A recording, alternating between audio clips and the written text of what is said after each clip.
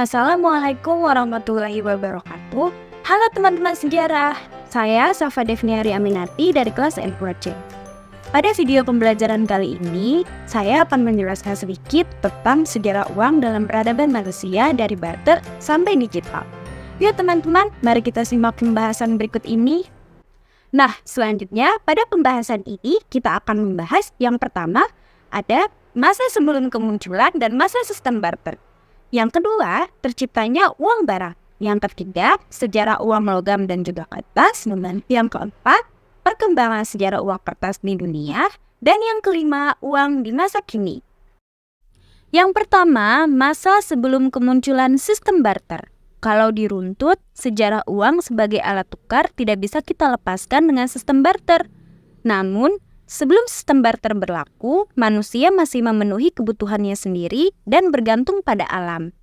Pada masa ini, manusia masih belum menjadi makhluk sosial sehingga tidak membutuhkan orang lain untuk memenuhi kebutuhannya.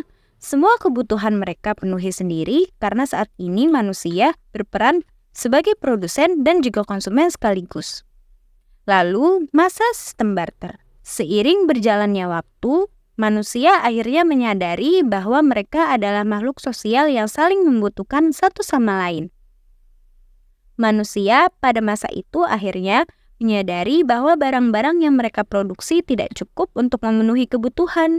Alhasil, mereka berinteraksi satu sama lain untuk saling bertukar, baik barang dengan barang maupun barang dengan jasa. Pertukaran barang dan jasa antar manusia ini kita kenal dengan istilah barter. Sebagai contoh, seseorang menukarkan sekantung telur dengan sekantung beras. Adanya pertukaran barang menjadi awal sejarah uang sebagai alat tukar untuk mendapatkan sesuatu yang kita butuhkan sekarang. Nah, selanjutnya yang kedua yaitu terciptanya uang barang. Sejarah uang terus berkembang karena sistem barter menuai banyak sekali kendala dalam penerapannya. Akhirnya, pada masa itu manusia mulai menerapkan barang dasar yang hampir semua orang miliki sebagai standar pembayaran. Barang dasar yang dimaksud diantaranya yaitu seperti garam, teh, tembakau, dan juga biji-bijian. Pada 1200 sebelum Masehi, uang primitif mulai digunakan. Uang primitif berasal dari campuran perang atau istilah lainnya.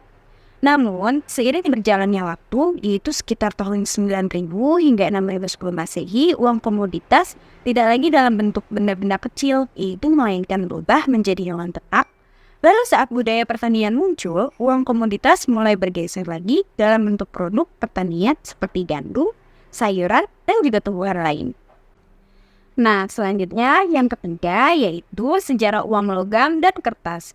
Berdasarkan sejarah, keberadaan uang pertama kali dicetuskan oleh bangsa Lydia yang hidup di wilayah Turki pada abad ke-6 sebelum Masehi. Uang tersebut terbuat dari campuran emas dan perak dan berbentuk seperti kacang polong. Perbandingan kandungannya yaitu emas dan perak di dalam uang tersebut adalah 75 berbanding 25. Dan menjadi standar, mereka menamai uang tersebut dengan uang elektro.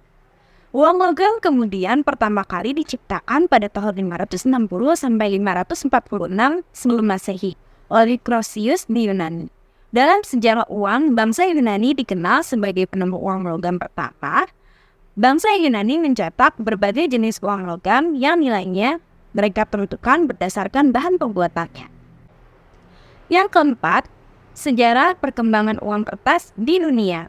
Sejak kesuksesan penciptaan uang kertas pada masa dinasti Tang, peradaban terus berkembang dan mulailah terbentuk negara-negara. Keberadaan negara menjadikan aktivitas ekonomi dalam suatu negara menentukan mata uang sebagai alat transaksi yang sah.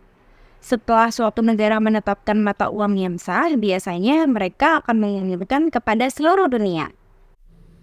Materi yang kelima yaitu uang di masa kini, e-wallet hingga koin digital. Sejarah uang telah berkembang sangat pesat hingga saat ini. Setiap negara kini sudah memiliki mata uang yang sah. Pada tahun 1946, kartu kredit dan debit diperkenalkan sebagai alat transaksi non-tunai yang masih kita gunakan sampai sekarang. Suatu hal yang menjadi pembeda adalah keberadaan teknologi canggih di masa sekarang, adalah kehadiran dompet digital, e-wallet, dan kris. atau kode QR standar Indonesia sebagai pilihan tambahan untuk transaksi non-tunai. Nah, untuk kesimpulannya, mempelajari sejarah uang dan melihat perkembangannya yang begitu pesat sampai detik ini jadi suatu hal yang menarik. Terlebih lagi di masa depan akan lebih banyak inovasi yang akan hadir sebagai alat untuk bertransaksi.